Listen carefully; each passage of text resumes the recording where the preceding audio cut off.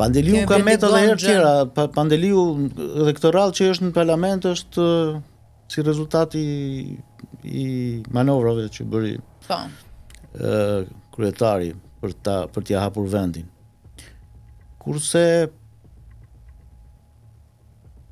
fakti që në listën e mbyllur u futën njerëz pa asnjë lloj kontributi, dije që gjërat do shkonin këtu. Të kishte më shumë konkurrent jashtë listës se sa brenda. Domethënë në këtë sens i bie që lufta do ishte ashpër të e madh.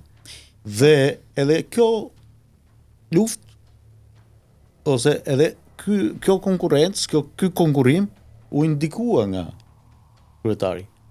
Si u ndikua? U ndikua, Blendi Gonxhe për shembull dihen lufta që u bë për Blendi Gonxhen që të shumë vota mori realisht. Po mori se nuk se mori Blendi, mori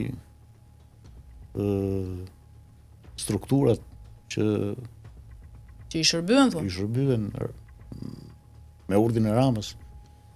To kontingjentet e krimit, Partisë Socialiste që gjithmonë janë përmendur. Po pse duhej kjo performancë kaq maksimale? E ka projektuar për kryebashkiakun e ardhshëm të Tiranës? Patjetër. Po luan për kryebashkiak. Po e luan për kryebashkiak dhe i duhen vota. I duhen vota për ta treguar për si njëri që ka mbështetje etj. Por me politik nuk funksionon dot me duke e ka përvesh i tjetër duke e sjellë në rritje artificiale. Kjo është rritje artificiale siç bëri Saliu me Lulin etj. Për shembull, Ilir Meta nga Partia e Lirisë mbetet jashtë parlamentit. Logjikshme. Shkretë logjikshme. Domethënë një kryetar partie që s'ka lënë gjuba bën këtë vend, kryeministër, president, kryetar kuvendi, çfarë s'ka qenë këtë vend edhe merr 300 vota. Dihet se ku e kanë çu vendin to. Mbeten pra arsyeja pse humbi opozita janë kryesisht Ilir Meta dhe Sali Berisha. Dy kryetar. Kemi emra të tjerë që mbeten jashtë, për shembull nga PD-ju Shpëtimi Drizi. Edhe unë u çudita se kjo i bie pastaj që komuniteti Çam nuk e ka votuar. Dhe unë u çudita me këtë. Megjithatë, gjesti i Drizit ishte interesant se ai doli vetë në listën e hapur. Ai mund të ishte në listën e mbyllur. Po doli vetë në listën e hapur dhe i kërkoi votën komunitetit. Për cilën ai ka hyrë në politik. Pavarësisht se ndërkohë, një emër tjetër për shembull nga Partia Demokratike që mori goxha vota, por që thuajse nuk futet në parlament, Myslim Urizi. Po Myslimi është si veçantë, Myslimi do fitonte më shumë vota po të ishte qenë vetëm. I pavarur. I pavarur. Myslimi është nga njerëzit më të veçantë politikë shqiptare. Dhe një protagonizëm të jashtëzakonshëm, një njeri që i thot gjërat drejt për drejt në këtë vend. Dhe ky vend ka nevojë për njerëz që i thonë gjërat drejt për drejt. Natyrisht nuk e ka atë elegancën politike, por nuk duhet harrojmë një gjë që politika nuk është elegancë. Eleganca i lehet rrobaqepsit dhe diplomatit, po jo politikanit. Politikani është ai që flet drejt për drejt me elektoratin e vet. E vetmja gjë që më çuditi tek Murizi është se ai u largua nga zona e vet. Po. Dhe me sa di unë është larguar si rezultat i mosmarrëveshjeve me Gazbardin, pasi ai ka qenë shumë i drejt për drejt ndaj tij. Dhe kjo bëri edhe atë që ndofta po të ishte në zonën e tij, patjetër do ishte deputet.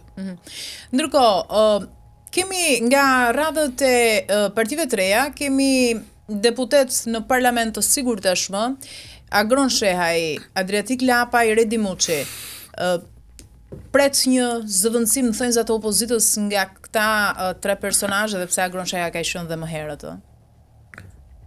Apo Po me tre numrat shumë pak thuaj. Bëjmë do të opozitë. Jo, e kam në sensin e përfaqësimit, të një zëri të paktën. Me thonë të drejtën, pavarësisht se në një nonsens doktrinar, ky i Partisë Mundësia, Shehaj, ka qenë njeriu që ka qenë opozitar i rëndësishëm në parlament. Por mendoj që do ishte më mirë që ta zhvillonte opozitarizmin e tij brenda partisë, pasi do vi dita patjetër që ajo parti do reformohet, patjetër, po. Se sa të krijonte tani një parti tjetër e cila do shumë punë dhe do dhe përveç se do punë, do edhe content, do njerëz që të punojnë se dhe pritshmëritë kishin të larta ata në fakt, po. Tani ti jesh industrialist ose biznesmen dhe ta mbështetësh gjithë politikën tënde te lufta që i bën biznesmenëve të tjerë, më duket pak nonsens. Pavarësisht se ka të drejtë. Po Kaq. Partitë, politikat janë doktrina, para se të jenë populizma. Kuptoj. Ndërkohë, do të kemi një parlament të ri ku opozita është, mendoj unë, në një situatë shumë të demoralizuar. Çfarë duhet bëj tani Partia Demokratike, përveç atyre që ti quan besnik të Berishës, që nuk bëjnë asnjë lloj kompromisi për te kësaj, pjesa tjetër që ndoshta do të marrin një vendim këto ditë, do të distancohen nga Berisha pas kësaj katastrofe elektorale. Çfarë do i sugjeroje ti për shembull të bëni në këtë moment për të shpëtuar Partinë Demokratike? Kemi kohë që ja kemi propozuar rithemelimi.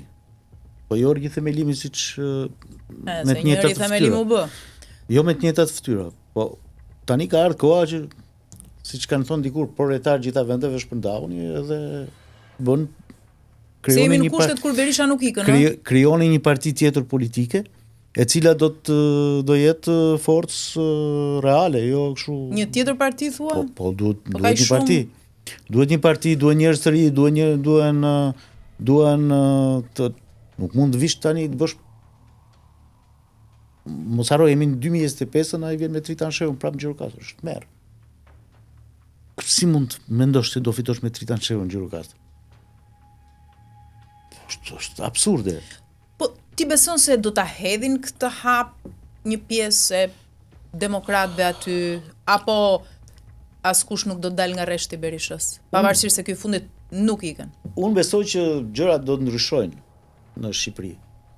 Dhe unë e kam hedhur me kohë idenë edhe tek pamfleti, idenë e një politike transversale, ku gjithë elementet, se ka element pozitiv në gjitha partitë politike, të bëhen bashkë dhe të hedhin mbrapa krave të kaluara, të vjetra. Nuk mund të ne i kemi skeletën në dollap.